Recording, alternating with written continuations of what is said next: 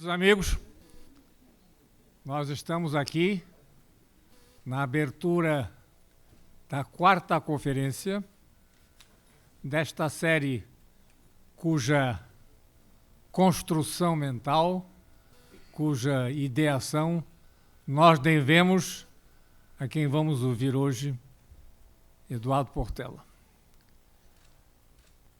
Ele nos insere, nos coloca diante do problema, e é neste curso todo da identidade.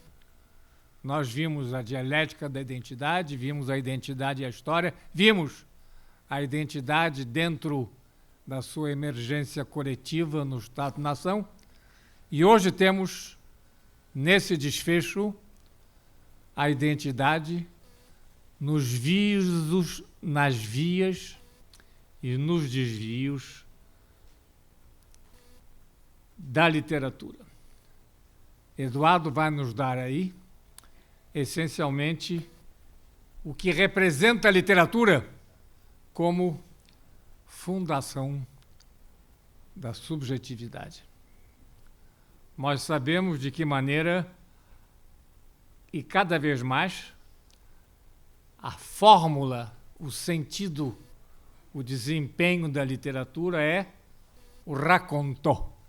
Não é possível haver literatura sem que ela se constitua ela mesma no que seja este relembrar. Este relembrar, onde se perguntaria, neste assalto da memória, o que é realmente, como é que se chega de fato, e é disso que o literato é prisioneiro, como ele chega ao desdobramento do seu retrato, ou como, de James Hall, por exemplo, do seu autorretrato. É possível fazer literatura sem que o discurso seja a declinação desta identidade, e aí entendemos que este acento do eu, não podemos escapar a Ortega, evidentemente, envolve uma remitência à objetividade, e ele é o eu e a sua circunstância. Continuo com Ortega, eu diria que isto que é o desempenho da literatura, ou seja, o personagem é o resgate desta situação que Bakhtin ou que Kristeva chamam da própria visão moderna ou pós-moderna da literatura, ou seja, a intertextualidade. Vamos dever a Eduardo, mais do que a qualquer outro pensador desta matéria entre nós, o que seja o conceito do entretexto. Não é possível a lembrança, a criação do personagem, a condenação a esse discurso, sem que nós possamos entrar no entretexto. E de maneira única e criativa no Brasil, Eduardo nos sugere exatamente no que é o destaque entre a língua e a linguagem, e como essencialmente o referencial dessa subjetividade, o dialogismo. Na maturação da crítica literária brasileira, quem são os nomes? Certo, Antônio Cândido, Eduardo Portela, e eu diria que, numa terceira posição, nós temos Alfredo Bose. Eu diria que Eduardo tem um tom erasmiano na sua obra que eu diria é o cânon da sua feitura. Ele nos fala em dimensões. E, evidentemente, aí se entende nessas suas dimensões o modo pelo qual, de uma maneira tão prodigiosa, nós temos o Eduardo de uma biografia tão rica, ministro da Educação, onde ele mudou os tempos verbais entre o ser e o estar de uma maneira definitiva e, eu diria, metafísica. Quer dizer, a ninguém nós devemos, como Eduardo, esta possibilidade, essencialmente, dentro dessa atividade. Eu o conheço desde o tempo que chefiei a assessoria de Jânio Quadros, onde Eduardo Portela, já naquele momento, foi o nosso diretor na preocupação que tinha o Jânio com a abertura da política externa brasileira, e ainda falta a história dessa intuição, mas ali, realmente, ali criamos, ali Eduardo começou o Instituto de Estudos Afroasiáticos. Me lembro da alegria de Frederico Maior, quando, num outro momento, eu dirigia o Instituto de Estudos Sociais e Políticos da Unesco, abriu-se a chance de podermos ter um vice-presidente da Unesco e um presidente das assembleias da Unesco, e este presidente e este diretor foi Eduardo Portela. É difícil se encontrar uma dimensão internacional desse porte como o que Eduardo pôde nos dar no momento fundamental em que a desconcentração, digamos assim, política pós-Guerra Fria, nos dava a condição dessa única presença internacional do Brasil que nós devemos a Eduardo Portela. Introdutor de Heidegger no Brasil. Mas aí os amigos do Habermas ficam ciumentos, porque também de Habermas, neste sentido e nesta condição. Mas Eduardo criou e mantém. Nós sabemos qual é o destino de borboleta das revistas sérias no Brasil, é claro, fora a revista brasileira.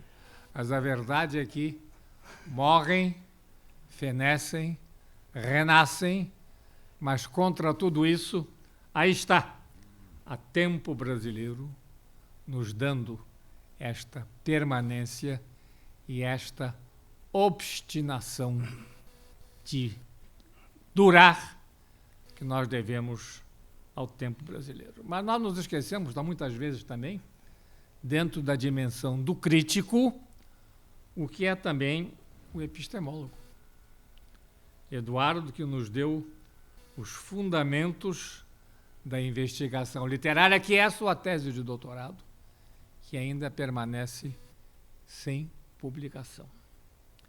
E a mostrar também, e os cientistas políticos ficariam ciumentos se eu não falaria isso, Eduardo nos deu este outro prodigioso, a inteligência, do problema da inteligência, que é o intelectual e o poder.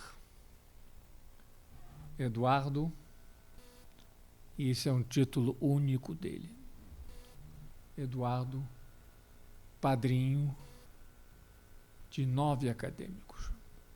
Não temos ninguém que foi introduzido na academia por alguém mais prolífico, mais numeroso, mais múltiplo do que Eduardo Portela. E aqui, seus afilhados, eu sou um deles, estão aqui para saudá-lo e dizer o que deve essa casa, a sua crítica e a sua visão do futuro e prospectiva.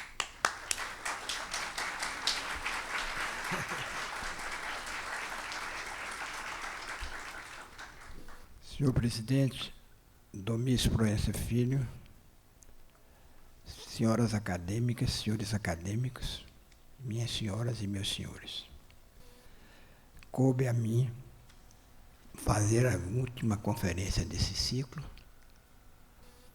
o que é uma tarefa, mais do que uma tarefa, um desafio, porque os que me procederam são pessoas altamente qualificadas. Emanuel Carneiro Leão, que foi encarregado da parte filosófica, o que é a interpretação, Carlos Guilherme Mota, titular da USP, que fez a interpretação e a história, para me deixar conscientista político, fez a identidade e a ciências sociais e, finalmente, a identidade e a literatura.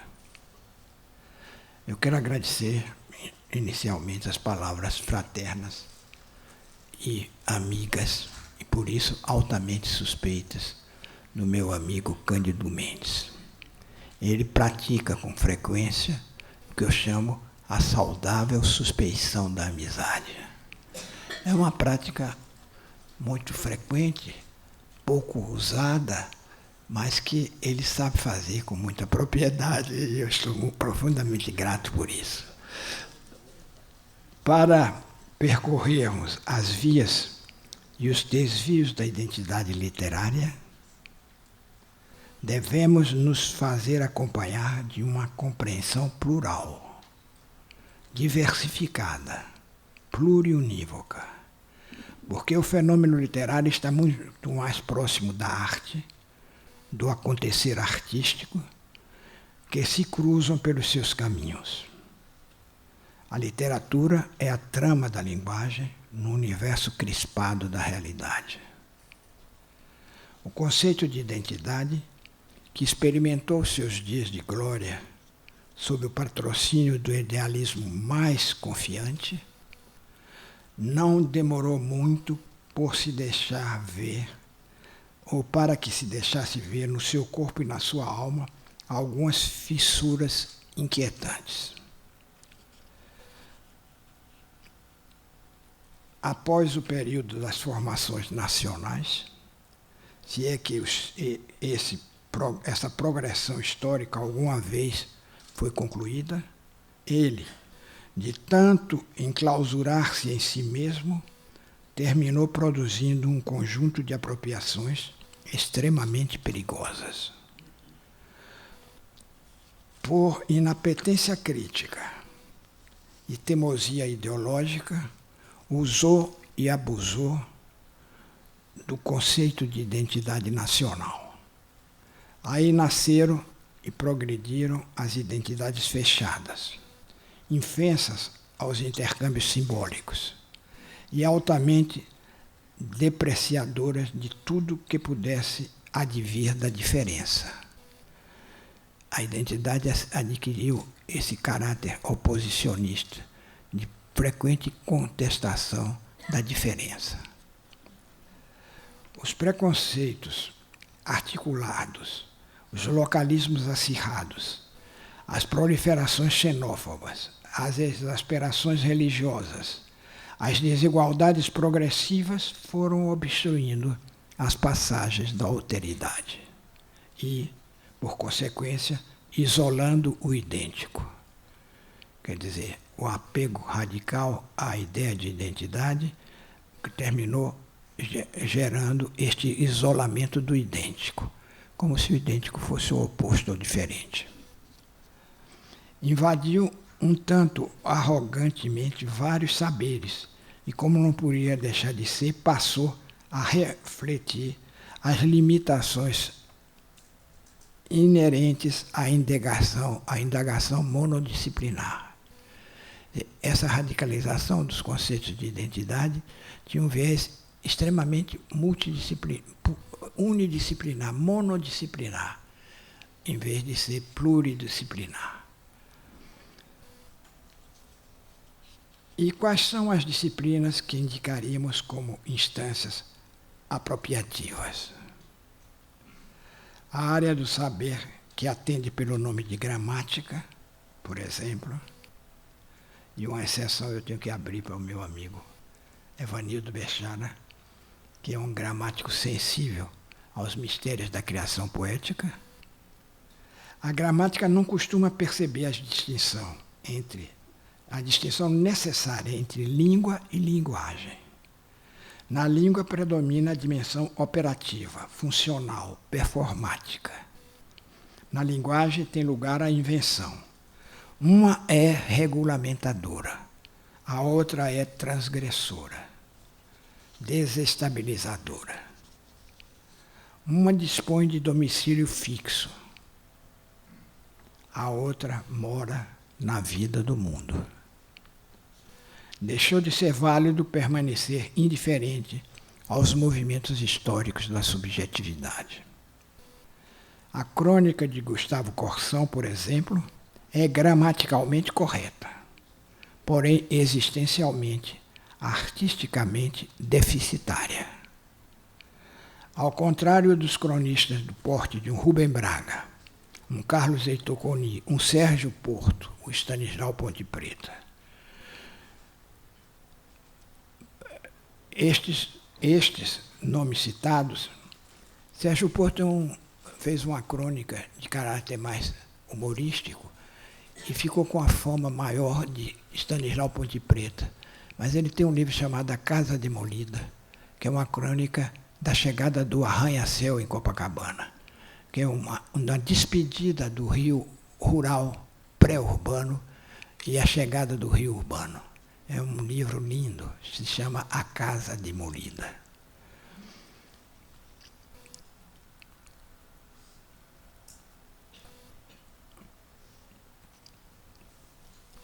Então, estes nunca foram escritores burocratas. Eles comovem, Corsão, quando muito irrita.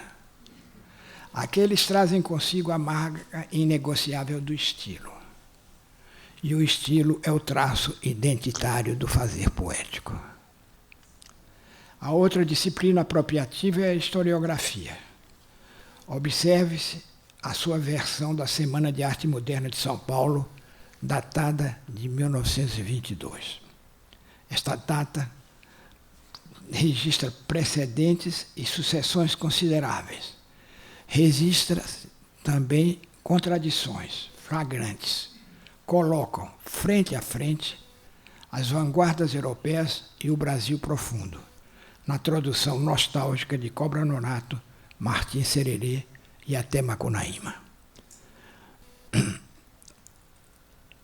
É fundamental observar que este modernismo, que se apresentou como uma vanguarda europeia, na verdade não conseguiu gerar um estilo que tivesse um cunho nacional que não fosse saudosista, nem elogioso, nem curvado sobre o Brasil profundo, e a ampla visibilidade do mundo que começava a aparecer no que Mário de Andrade chamou a Paulicéia desvairada. A literatura prospera quando a língua cede a palavra à linguagem. Língua e linguagem são categorias que desdobrei um pouco mais nos meus livros Teoria da Comunicação Literária e Fundamento da Investigação Literária. Aí eu me detenho mais na distinção entre a língua, que é uma coisa incapaz de comover por si só, e a linguagem, que é uma invenção da língua. Uma vez eu disse num congresso de professores de linguística, eu disse que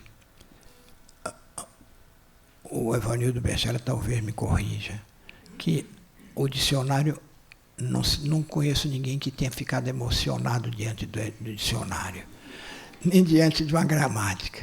E uma professora muito inteligente, que eu tinha trazido para fazer, tinha feito um doutorado nos Estados Unidos com Chomsky, ela me disse, não, eu realmente, quando eu pego o dicionário, eu me emociono. Eu digo, você é uma pessoa muito feliz, porque eu não consigo me emocionar diante do dicionário. Eu tenho uma relação, inclusive, desleal com o dicionário. Eu uso e abuso dele e não sou nem agradecido. De maneira que é uma coisa um pouco diferente. Mas a poesia é o lugar onde as dicotomias metafísicas se dissolvem. Real e ideal, homem e natureza, consciência e existência, transcendência e imanência. O modernismo arranca de São Paulo, mas se consolida nas Minas Gerais de Carlos Drummond de Andrade e Murilo Mendes. E ainda nos regionalistas do Nordeste, como Raquel de Queiroz, Jorge Amado, José Lins do Rego e Graciliano Ramos, para citar alguns. E do Sul, como Érico Veríssimo, Otávio de Faria, Marques Ribeiro, Ciro dos Anjos. Então esse movimento paulista se abriu, enquanto a versão paulista desse movimento se fechou. Se fechou ou na nostalgia do Brasil profundo, ou na tentativa de reproduzir as grandes vanguardas europeias. Os modernistas gostavam muito dos surrealistas. A perspectiva historiográfica tem conseguido. Aí eu digo, mais uma vez, a historiografia...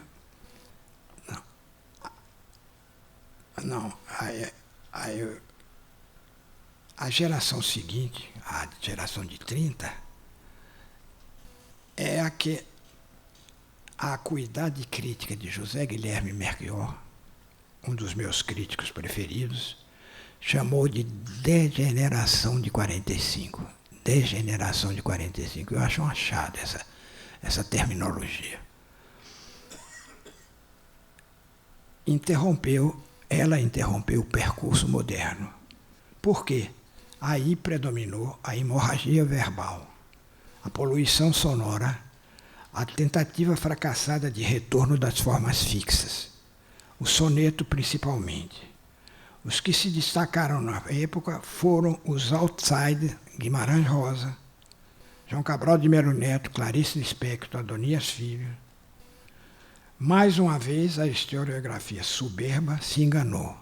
A data, ao contrário da carta na versão popular, as datas mentem.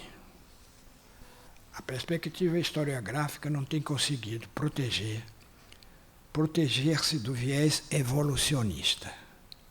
Tendem a supor que o período seguinte é sempre superior.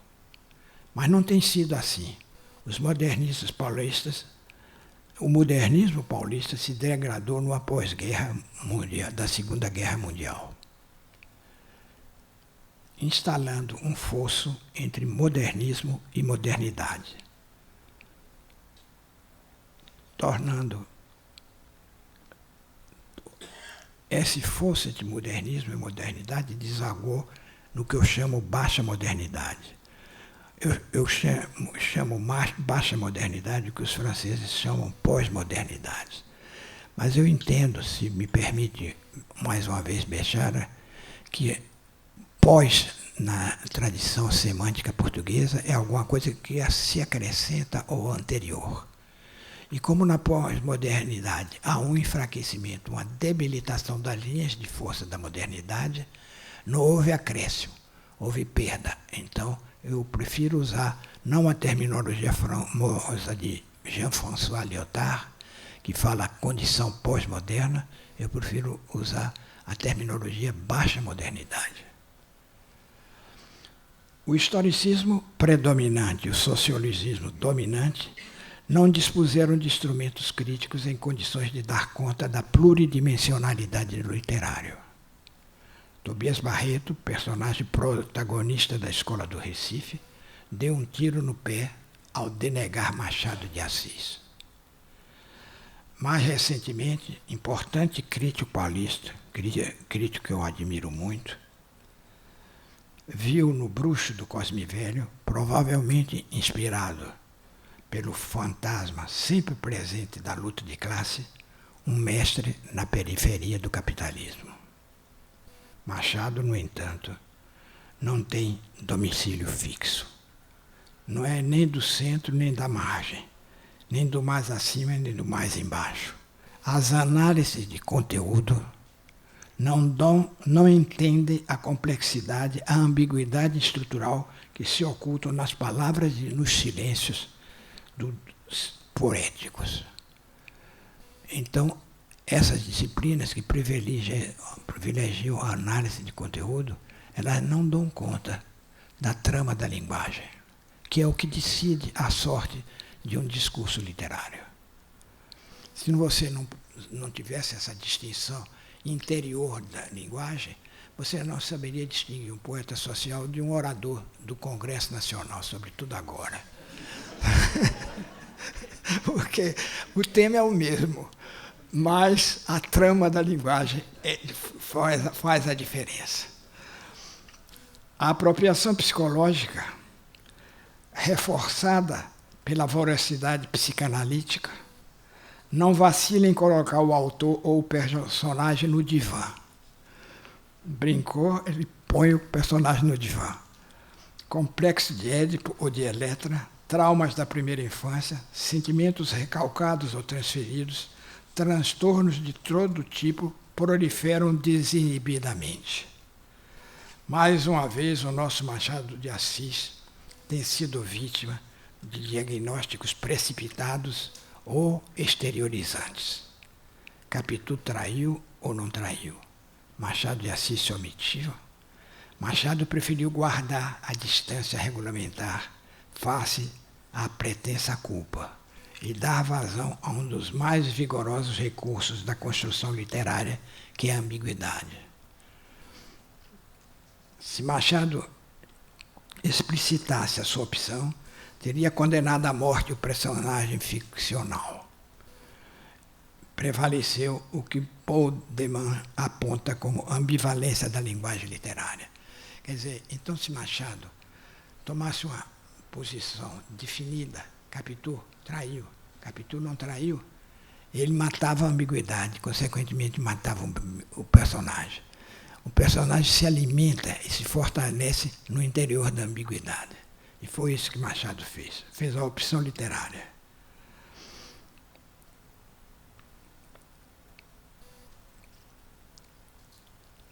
Mas não devemos nos esquecer que a identidade nunca foi uma verdade acabada, pronta, conclusa.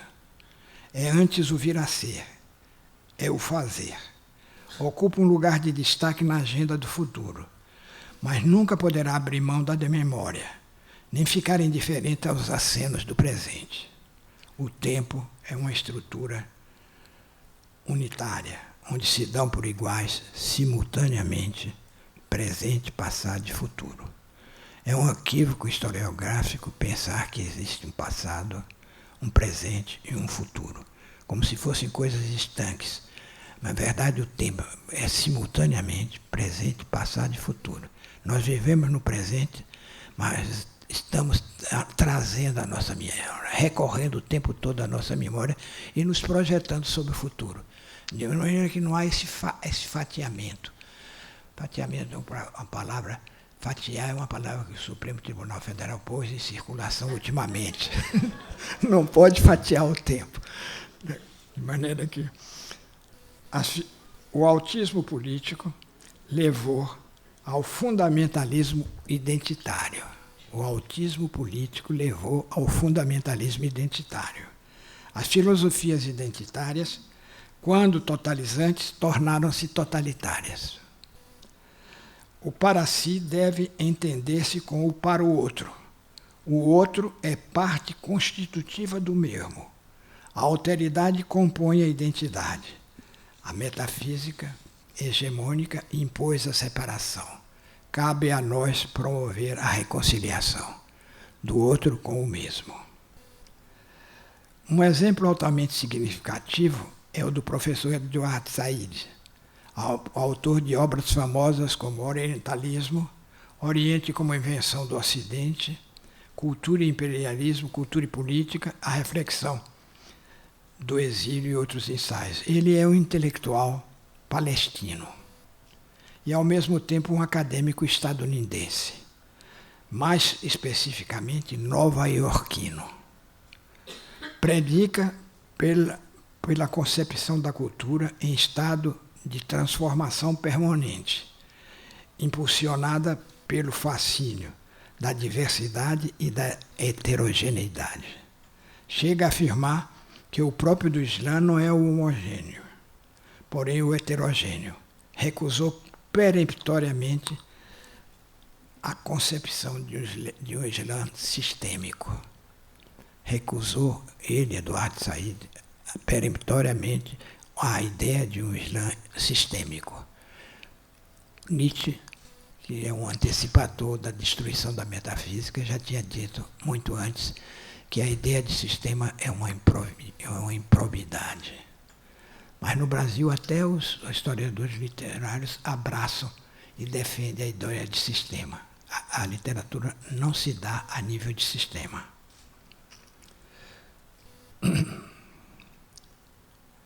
Criticou pontualmente, ele, Eduardo Said, as potências nucleares, o partidarismo e os comissários de plantão.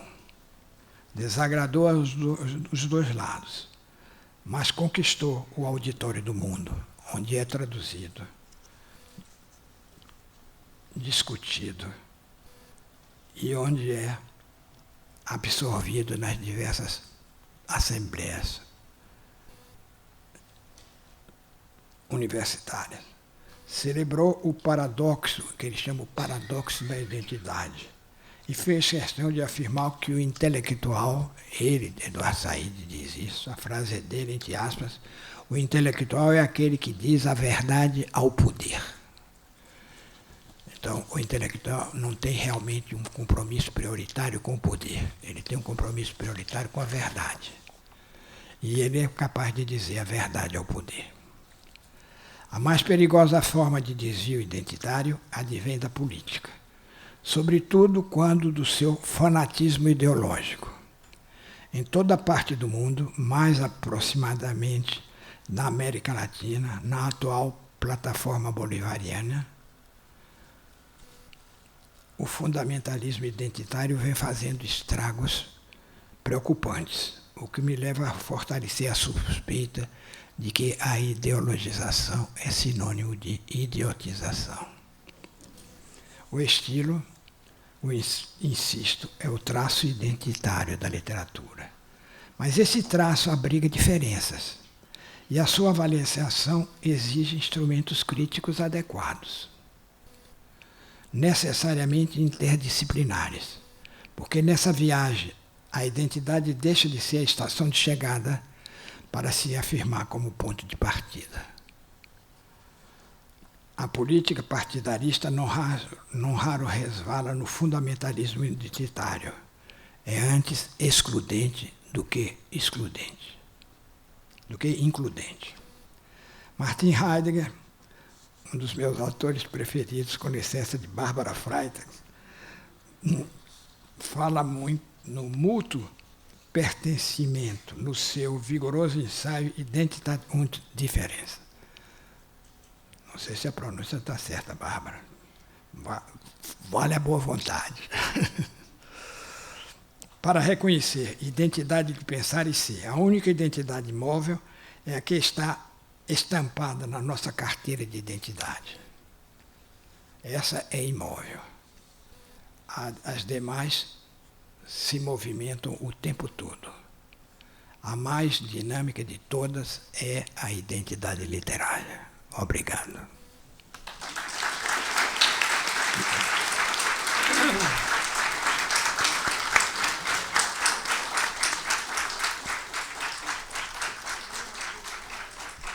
Nós sabemos a aula magna que vem de ser proferida e cabe-me aqui, nesta sequência, salientar diversos pontos da sua criatividade, da sua, digamos assim, da sua descoberta, ao lado de outros, em que exatamente a criatividade do que Portela vem de dizer envolve também uma problemática.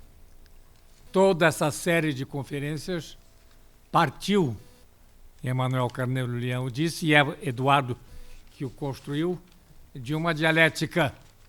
Portanto, necessariamente, o que vou avançar aqui vai envolver, dentro da análise, sempre esta possível, digamos assim, polarização e contraste.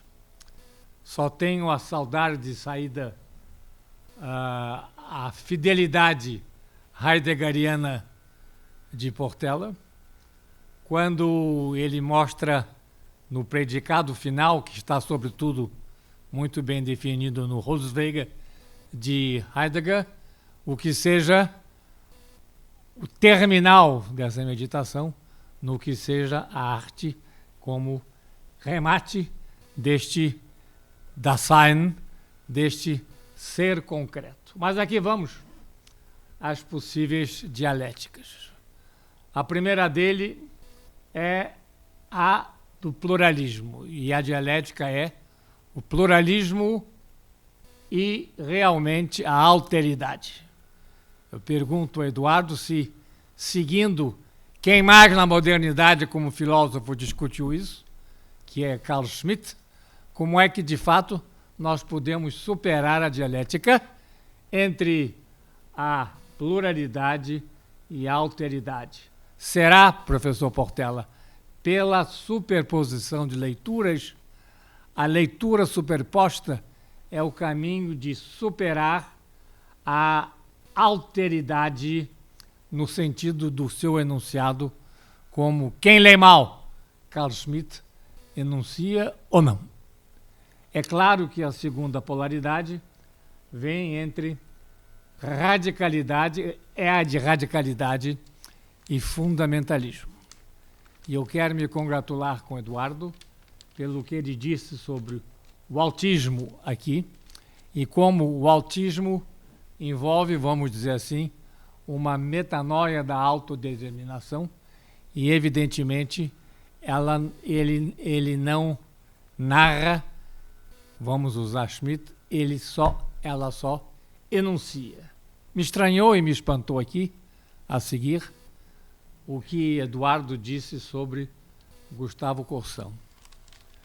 Ele falou da pobreza do conteúdo vital de Gustavo Corsão.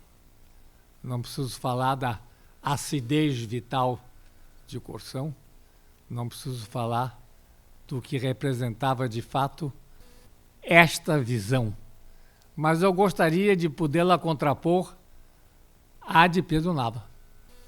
Nós não encontramos no conteúdo da narrativa biográfica e vital brasileira quem tenha chegado mais perto do que seja a vida e a morte. Não há na literatura brasileira, e depois do Baú de Mossos, a meu ver, quem tenha trabalhado exatamente no contrário de Corsão, o que fosse a sequência dia a dia do que fosse a morte, para não dizer até 15 minutos antes do seu falecimento, o contínuo do contar com que Nava se mantém em vida como a tradição da sua narrativa.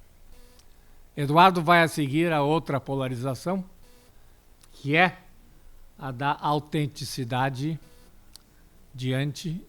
Qual é o contraponto da autenticidade? É a mimesis. E aqui ele fala necessariamente da Semana de Arte Moderna.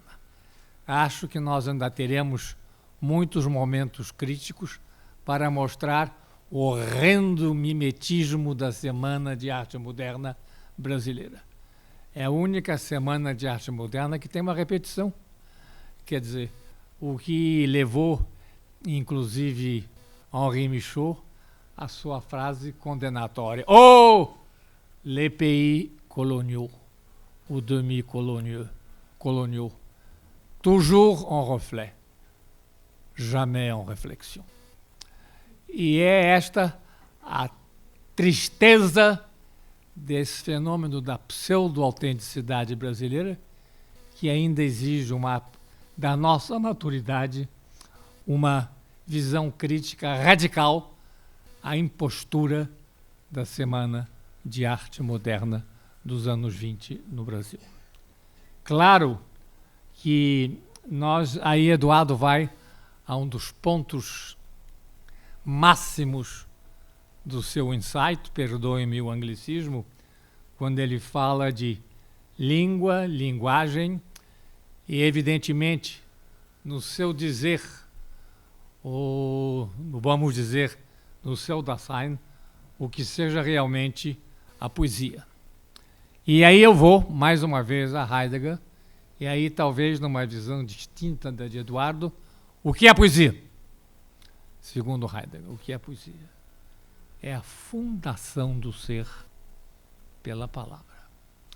Então, evidentemente, a discutir a poesia, me parece que não há apenas o vazio de um contraponto dialético, mas nós estamos, de fato, diante de uma análise que tem que ser fundante do ponto de vista de que, como modo de ser e não de exprimir o que é a poesia. A poesia não exprime, a poesia é.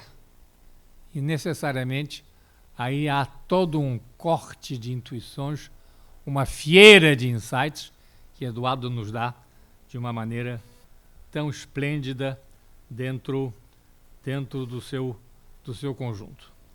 E aí nós vemos a parte final, digamos assim, prospectiva de toda esta meditação tão criadora de Eduardo, duas questões do ponto de vista do que seja, primeiro, a pós-modernidade. Acredito que para isso era preciso desenvolver mais, vou usar apenas Lucas, quer dizer, o que sejam os paradigmas. A modernidade envolve a mudança, a pós-modernidade envolve ou não o que seja a noção e a defesa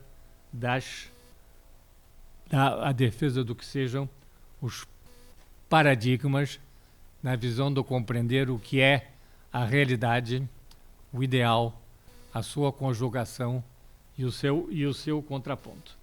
E aí Eduardo nos mostra, já no ponto de vista do enunciado, ele nos diz, e lindamente ele nos fala, do que seja o contraponto entre a palavra e o silêncio. O que é o silêncio, como dizer, e como é que ele entra no metrônomo metafísico, se eu assim pudesse dizer, também como componente do que seja esse discurso para poder chegar ao enunciado da narrativa. E aí quero me congratular tanto com Eduardo sobre o modo pelo qual ele coloca Machado de Assis dentro desse conjunto, o príncipe, o árbitro, no nosso discurso, do que seja, a partir de Capitu, a diferença entre a ambiguidade e a dúvida. Em que termos, inclusive, aí estamos diante de algo que Machado pressentiu e que me parece que é o que Eduardo vai continuar também, que é necessariamente o discurso da intencionalidade. Muito obrigado, Eduardo Portela.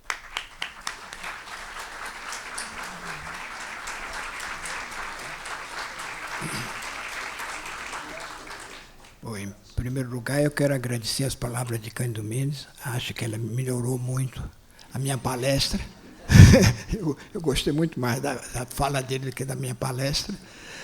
Mas eu gostaria de dizer, de entregar aos meus companheiros e aos meus amigos uma inquietação atual minha. Eu, cada dia, estou me afastando mais da dialética.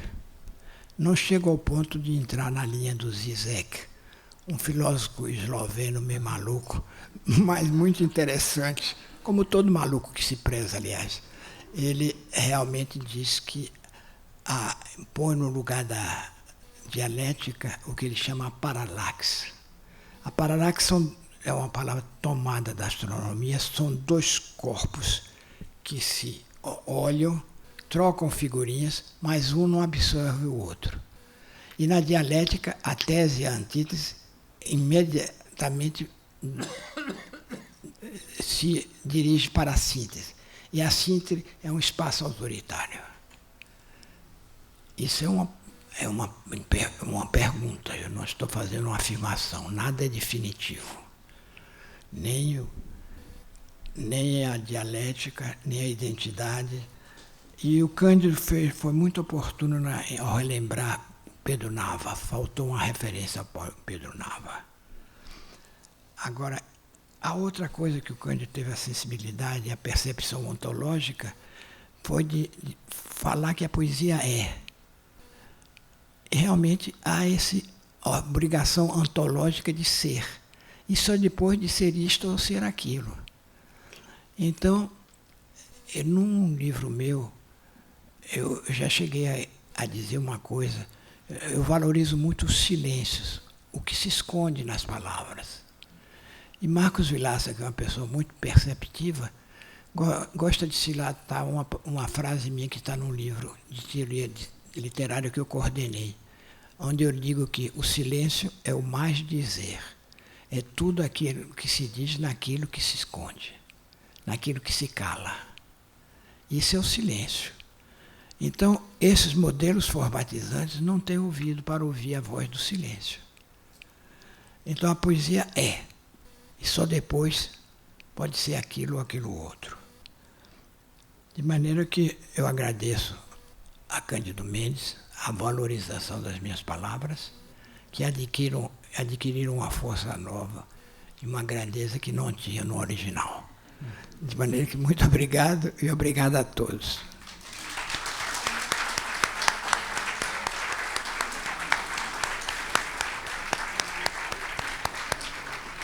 Antes de nos dispersarmos, o ciclo de conferência para maio.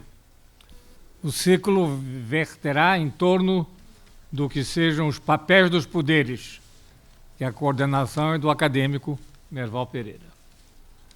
O STF e a judicialização da política, Joaquim Falcão. O atual presidencialismo de coalizão, Sérgio Abranches. Novo presidencialismo, uma saída para o Brasil, Marcos Vinícius Furtado Coelho.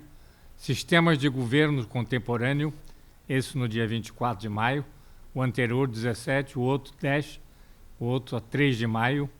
Os sistemas de governo contemporâneos, parlamentarismo, presidencialismo e semipresidencialismo, Otávio Amorim Neto. E, finalmente, abrir, eis a questão, Edmar Baixa, em 31 de maio. Infelizmente, está encerrada a sessão. Mas valham umas palmas para o Eduardo.